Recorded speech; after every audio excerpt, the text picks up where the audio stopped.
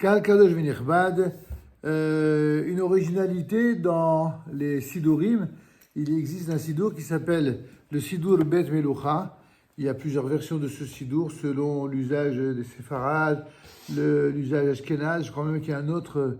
Et l'avantage de ce Sidur, c'est que c'est le seul qui soit aussi complet que celui-ci, avec les dynimes de Yom HaZikaron, les dynimes de Yom HaAtzmaut, ainsi que les différents Akdamot des Gdolé Israël, et des grands maîtres de la Torah, du peuple d'Israël, et notamment de Torah Teretz Israël, qui ont apporté à ce livre leur aval et qui ont fait des remarques intéressantes. On va les étudier les unes après les autres, Béli Neder. On a déjà fait l'enregistrement ce matin pour un de nos élèves, l'Agdama du Rabbi Shalom Essas. Et là, nous allons parler des dynimes tels qu'ils apparaissent dans ce fameux Sidur. Tout d'abord, la première halakha, Erev Yom HaAtzmaut, la veille de Yom HaAtzmaut, c'est le fameux Yom HaZikaron. Que ce soit le 4 et le 5 Iyar, comme c'est le cas en général, ou que ce soit comme cette année reporté de 24 heures, lorsque la Rabbanou Harashit a souhaité éviter les transgressions du Shabbat, lorsque ça tombe un dimanche soir, il recule de 24 heures, c'est le cas cette année. Et donc, cette année, le Yom HaZikaron, c'est ce soir jusqu'à Mincha de demain, et Yom HaAtzmaut, c'est demain soir jusqu'au lendemain. Alors simplement, en Chutz La'aretz, depuis déjà d'innombrables années, on a pris l'usage de faire, comme il était difficile de déplacer la communauté pour deux événements à 2 journées consécutives. Donc en général, on fait le Minacha de Yom HaZikaron, c'est ce qu'on va faire demain, Be'ezrat Hashem, et Arvi de Yom HaAtzmaut pour montrer que l'on passe donc des pleurs à la joie de la célébration des Chalalim de tous ceux qui sont morts au combat d'Israël vers évidemment la joie de la renaissance de l'État juif. C'est pourquoi il rappelle ici que Erev Yom HaAtzmaut, ou Yom HaZikaron, c'est donc le jour du souvenir, les Halalé Ma'alchot d'Israël, pour tous ceux qui sont tombés durant les guerres d'Israël, Vechalé la terror, ainsi que les victimes du terrorisme. Ceci correspond, d'après le Kumi Orim, à la Takanat Harabanut Harashit l'Israël, c'est-à-dire que c'est vraiment là le décret du grand rabbinat d'Israël. C'est pas, contrairement à ce que certains disent souvent, pensant que tout ce qui concerne Yom HaAtzmaut, c'est uniquement les consécrations de l'État et les consécrations civiles. Il y a également des consécrations religieuses par ce que l'on appelle des takanot du grand rabbinat d'Israël. Dans cette takana, il est dit clairement que ce jour-là est un jour de commémoration de tous ceux qui sont tombés au combat des guerres d'Israël ainsi que les victimes de la terreur. Et on a l'habitude d'allumer une lumière de souvenir dans chaque maison individuelle ainsi que dans chaque Beit Knesset, ainsi que dans toutes les Mosdot Tzibur, c'est-à-dire toutes les institutions publiques ou gouvernementales en Israël et dans les communautés, même en diaspora, dans les synagogues. C'est ce que nous ferons donc en tout cas ce soir et demain si Dieu veut. Je rappelle que la takana de la Rabbanou Harashit d'Israël, d'après le Kumi, donc du Rav Cherki ici, est fondée sur une Sheila Utshuva, du Sheila Utshuvot Chaim Sha'al, du Rav Chida, dans le Cherek Bes, c'est-à-dire le deuxième volume, au Siman Yud Aleph, Katav Leshabeach Drabanei Divur No Shedignu Ta'anit Bechol Shana Ve'acharav Yom Tov Bechol Beyom Shena'asa Lahem Nes. Dit ici le Rav Chida qu'il a été Meshabeach. Le Rav Chida, il est Meshabeach, ça veut dire il glorifie les rabbins de Livourne, en Italie, qui ont institué chaque année un Ta'anit et un jour de jeûne suivi d'un Yom Tov, chaque fois qu'un miracle s'est produit et dont a bénéficié la communauté. Et ceci ressemble à ce que nous vivons en ce qui concerne le Yom HaAtzmaut, où après avoir malheureusement passé des moments douloureux par la perte de nos soldats, eh bien, nous passons à la joie de l'État d'Israël. Ça, c'est d'ailleurs là l'une des raisons pour laquelle fut institué le jeûne d'Esther. Le jeûne d'Esther a été institué par nos sages sur cette même base que on a failli perdre. C'était la première fois qu'on parlait de solution finale, le décret d'extermination qui finalement s'est bien terminé, mais ça ressemble juste dans ce domaine uniquement pour la consécration. Mais après, comme vous le savez, après le jeûne d'Esther, il y a la fête de Purim. Et bien là, après le Yom HaZikaron, qui n'est peut-être pas un jour de jeûne, mais qui est un jour en tout cas de consécration de la mémoire de nos soldats tombés, eh bien, c'est suivi effectivement du jour de Yom HaTzaout, qui est un jour de fête. Deuxièmement, Nahagu la'amod lelo tnu'a be'et hashmat ha'tzfira balayla bayom. On a appris le minhag, en Israël notamment, de se lever de façon immobile pendant le temps où retentit la sirène, la nuit et le jour. J'ai déjà fait une vidéo là-dessus pour ça. La question qui m'a été posée, est-ce que ce n'est pas considéré comme une attitude idolâtre de rester debout devant... Alors, bon, vous savez très bien que quand les gens veulent attaquer quelque chose, il faut toujours qu'ils cherchent, comme on dit, les pouls de la tête. Et donc le Rav ici a aussi traité cela en disant il n'y a pas lieu ici de comparer ça à Chokot HaGoyim, c'est-à-dire des usages idolâtres, parce qu'il n'y a pas la moindre attitude d'idolâtrie dans cette attitude-là, ou alors pritsout, ou alors une attitude de dévoiement, de déliquescence de mœurs, c'est ce que habituellement on reproche au comportement idolâtre. Et là, Nagatova, mais au contraire, il s'agit d'un bon comportement. Et il nous fait référence il nous invite de regarder le Tosfot sur Avodah Zarah, Yud Aleph, Amud Aleph. Vechen en bezer chashash bitul Torah. Il n'y a même pas lieu de craindre perte de temps. Ce qu'on appelle bitul Torah, c'est de perdre de temps à l'étude de la Torah. On parle du principe, lorsqu'on est très pieux, qu'on ne doit pas perdre son temps à faire quelque chose qui est complètement inutile, alors qu'on pourrait étudier la Torah. Alors bitul Torah, c'est par exemple regarder... je sais pas moi, un match de foot ou de hockey au lieu d'étudier la Torah. Ça s'appelle Bitul Torah. Mais quand il s'agit de rester immobile par respect pour ceux qui sont morts au combat, ça s'appelle pas Bitul Torah, c'est puisque c'est les Tzorer. Au contraire. Et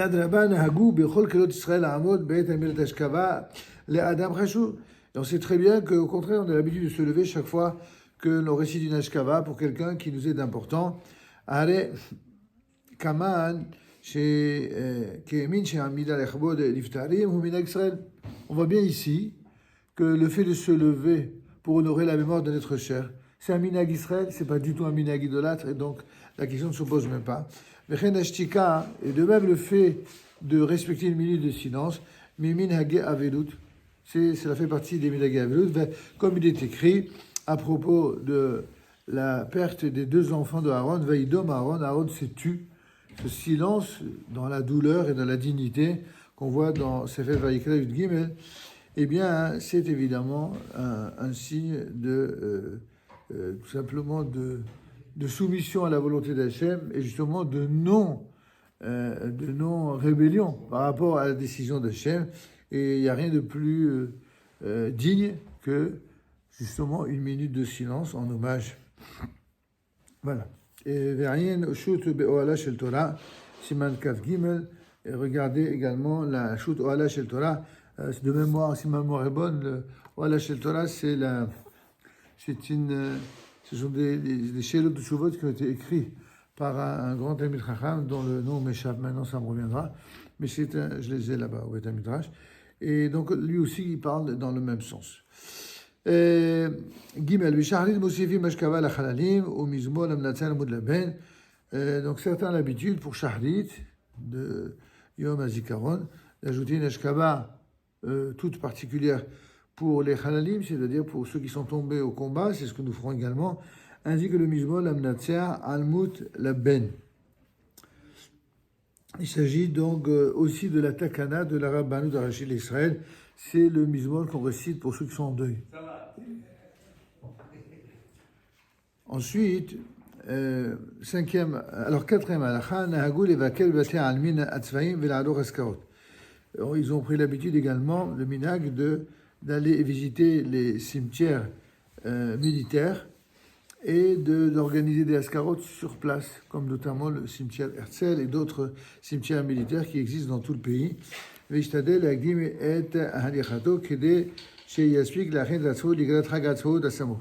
Évidemment, c'est bien d'aller honorer la mémoire de ceux qui sont enterrés aussi dans les cimetières militaires, tout en ne traînant pas afin de se préparer immédiatement après à la fête du Yom HaAtzmaut. C'est-à-dire de tout ceci, dit le Rav ici, Nachon.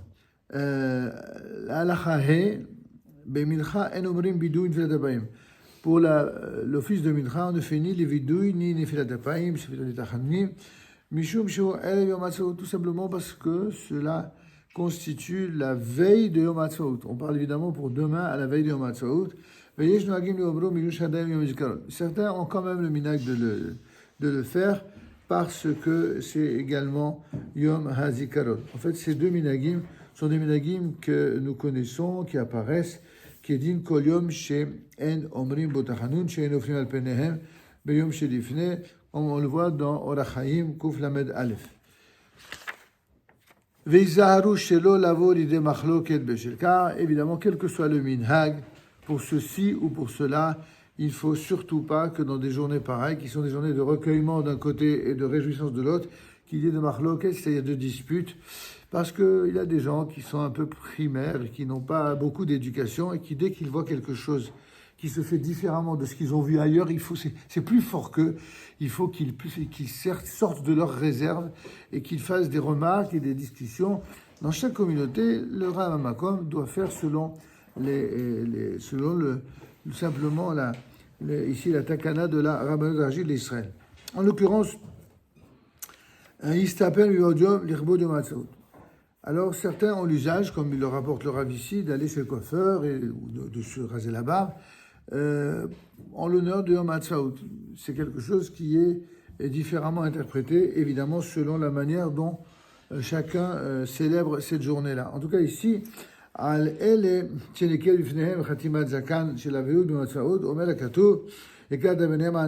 etc. Il y a plusieurs références sur lesquelles on reviendra dans une étude spécifique pour comprendre qu'est-ce que ça veut dire, ce lien de Avelut, c'est-à-dire de deuil par rapport à la barbe. Vous savez que le lien de deuil pour la barbe, on le dit pour la semaine, on le dit également pour les 3 semaines, ou plus précisément pour les 9 jours de Tisha B'Av.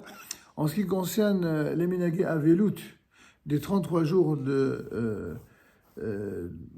en raison de la mort des élèves de la Rabbi Akiva, ce ne sont pas exactement les mêmes minhagé Avelut, et ce ne sont pas tous les minhagé Avelut de l'Avelut habituel. Et c'est la raison pour laquelle, comme je l'ai déjà évoqué ce matin, dans la takana de du Rav Nissim, du Rishon Nissim Rav Nissim, eh bien, il dit clairement que ceux qui ont l'habitude de se raser, puisque ceux qui ne se rasent jamais, il n'y a même pas de question, mais ceux qui ont l'habitude de se raser et de s'apprêter la veille d'une fête, eh bien, ils peuvent se raser effectivement le veille du Yom HaAtzmaut, c'est-à-dire que si demain c'est Yom HaAtzmaut, alors à Mincha, juste avant, ils peuvent se raser en l'honneur de Yom HaAtzmaut, exactement comme les autres. Alors, par ailleurs, dans Rabbi Tzvi Pesach Frank, qui était le grand rabbin de Jérusalem, qui lui aussi a donné pour les mêmes raisons le héter complet de se raser pour Yom HaAtzmaut. Je le dis parce que dans la Rishima, vous savez, cette liste de choses qu'on a le droit de faire ou de ne pas faire, vous savez que certains sites de Torah qui aiment bien englober absolument tout sur la manière de faire la halacha, sans laisser évidemment un droit d'existence à des minhagim autres, ils donnent l'impression comme tout ce qui permet, tout ce qui est interdit, c'est comme halacha le Moshe Mishinaï. C'est pas aussi simple que cela. Ils ont dit quelque chose, une phrase très originale, ainsi que ceux qui se l'autorisent. C'est-à-dire que vous voyez ici tout le mépris de ceux qui écrivent que ceux qui se raseraient pour Yom HaAtzmaut, ils se l'autorisent eux. D'accord ? Il ne leur viendrait même pas à l'idée de penser que c'est parce qu'ils s'appuient sur des Talmidei Chachamim. Mais évidemment, il y a des gens qui ne connaissent pas les Talmidei Chachamim autres que ceux qu'ils ont étudiés ou qu'ils ont appris. Donc forcément, ils ne savent pas. Alors on leur apprendra peut-être par cette vidéo qu'il y a, oui, il y a des Talmid Chachamim qui l'autorisent, qu'il s'agisse du Rav Israël Nissim ou qu'il s'agisse du Rav Svi Spessar Frank, au moins, et évidemment le Rav Kook, le deuxième Rav Kook, lui-même il ne se rasait pas puisqu'il ne se rasait jamais, mais en tout cas il l'autorise pour ceux qui se rasent habituellement.